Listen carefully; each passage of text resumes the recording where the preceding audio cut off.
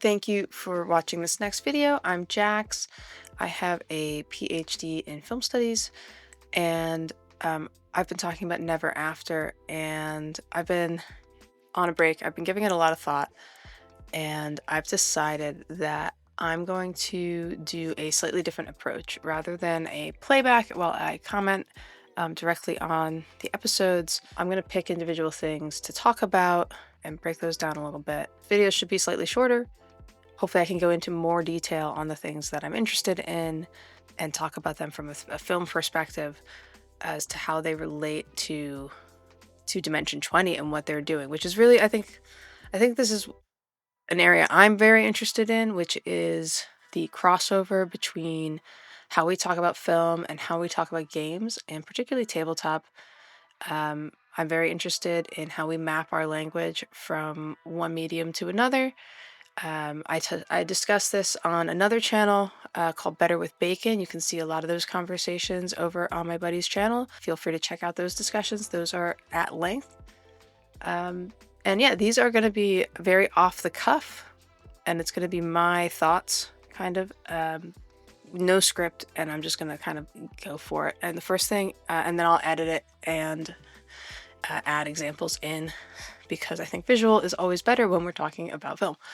And so what I want to talk about right now is the opening credit sequence.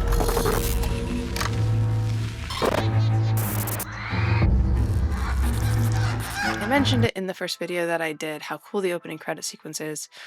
But let's really break it down and talk about why it's effective as a piece of tone setting for this particular season of Dimension 20.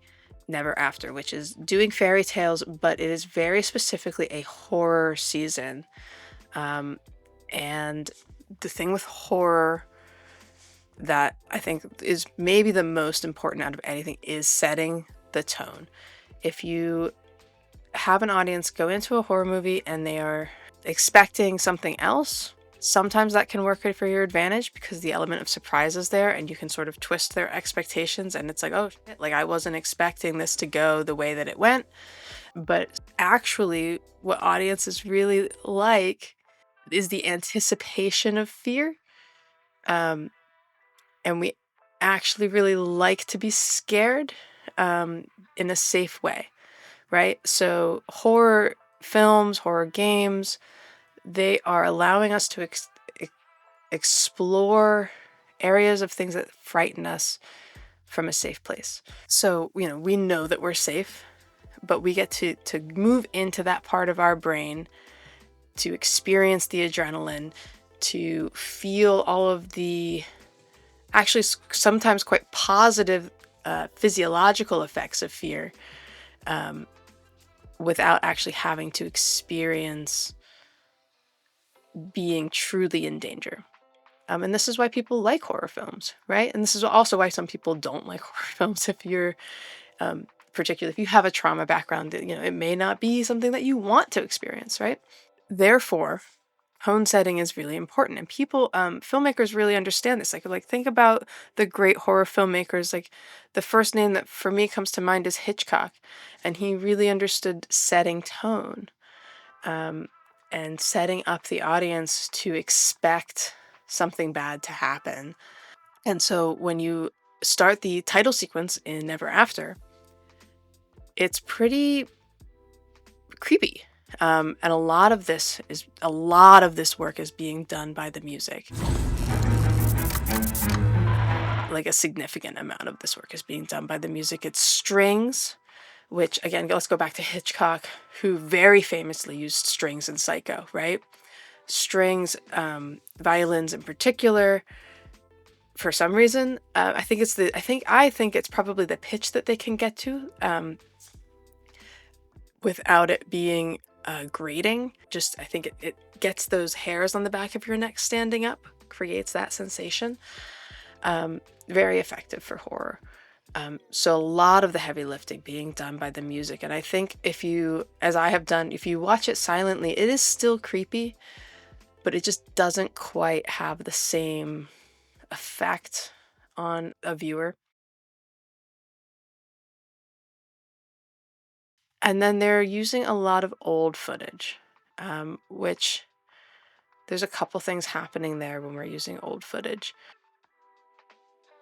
We have kind of been trained now as an audience to view old footage as creepy. Some of this comes from like just the zeitgeist and things like The Ring, for instance, right? Like the video from The Ring is a bunch of old footage spliced together. And it's not the only film that's used that technique. We tend to just view old footage as slightly uncanny, a little bit disturbing. And there are actually some technical reasons for that. One of them is that the film rate in old footage is lower. So the standard film rate, it depends on where you are in the world, but it's going to be either 24 or 25 or 29 or 30. There are some like 29.995, like, but roughly speaking, those are the standards. And you get higher rates now, especially in like sporting events. You know, people are filming in 60 frames per second, stuff like that.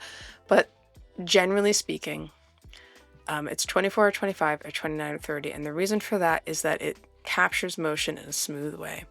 It makes people look like they're moving in a normal way. For instance, like this video that I'm currently shooting is being filmed at 25 frames per second, right? And what you're not seeing is like jittery motion. I'm not kind of moving like a stop motion-y type effect. Whereas 100 years ago, people were shooting 18 frames per second. And people were also shooting hand-cranked cameras for a long time, which meant that they were trying to get 18 frames per second, but often not succeeding, going slightly faster or slightly slower. But at 18 frames per second, and you can play with this, you know, you get like a free editing software and, you know, mess with this if you want. People's movement looks odd.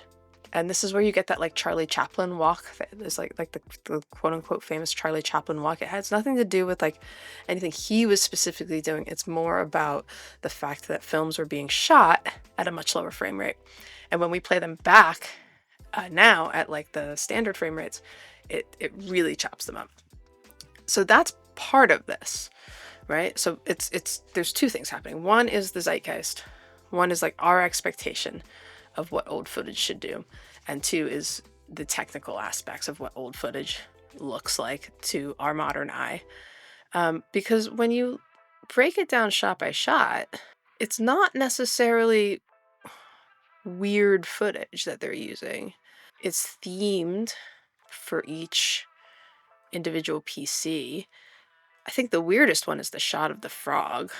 So let's talk about why the shot of the frog is creepy. If you slow it down, it's actually in reverse. So it's a frog that's sticking its leg out, but when you look at the shot, if you slow it down, you look at it carefully, it's in reverse. And this is a very, very powerful technique to creep people out. To me, a really famous example of using reversed footage and reversed sound for super creepy effect is Twin Peaks. That's probably my favorite example. It tends to give a surreal, dreamlike quality to the footage, but in a negative way. I think it tends to, again, it's that uncanniness, like you get with the frame rate issue. So there are a few bits of the footage where it's not necessarily old footage. Some of it looks actually like it's newer, that they've treated and given an effect to make it look like it might be older. But they've manipulated it in some way. Either they've reversed it, or they've added a film effect or a flicker effect or a sort of projector flipping effect to it. And these are some other techniques that all layer in to add to creep factor, to tone setting, and to horror. This is not a knock on production values. This is not a knock on anything they're doing. I know that they are working on relatively limited budgets compared to like other shows that you might be watching. this is probably like archive footage. This is probably freely available stuff. Like there's a shot of just a dude reading a storybook. Like this is not necessarily creepy footage. So what they're doing is then layering that with the music. They're layering that with the editing technique, which is very choppy. They're using some transitions, like burn transitions and stuff like that, to make it a little bit unsettling. And then they're using some footage of stuff like, particularly for like the Pinocchio character, right? You've got footage of dolls, which I know I personally find really creepy. So it's all of these things working in tandem. And then after that, they're layering in the animated sequences of, so like the text animations, but also like the drawn backgrounds for the text animations. And on top of that, they are doing some very specific kinds of effects, which oddly enough are drawn directly from people like the person I did my PhD on, Stan Brackage. There's a sort of scratching effect that's direct, looks like it's directly onto the film.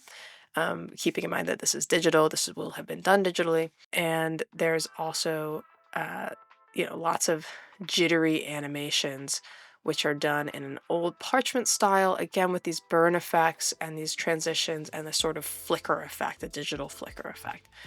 So we're layering all of these things together, and that is what's making this creepy. And it's harkening back to this being like found footage from like, it's almost, the title sequence almost looks like you found an old 8mm home movie somebody put together about these fairy tales, and you found it in some basement somewhere, and you started it up on a projector that you for some reason have, or you digitized it, and this is what you saw. And I think that feels to me like the concept they started with. It's like the 8mm version of finding the tape from the ring, and now you're going to be haunted by these stories that they're all about to tell you together. I think it's really cool. Wonderful piece of tone setting.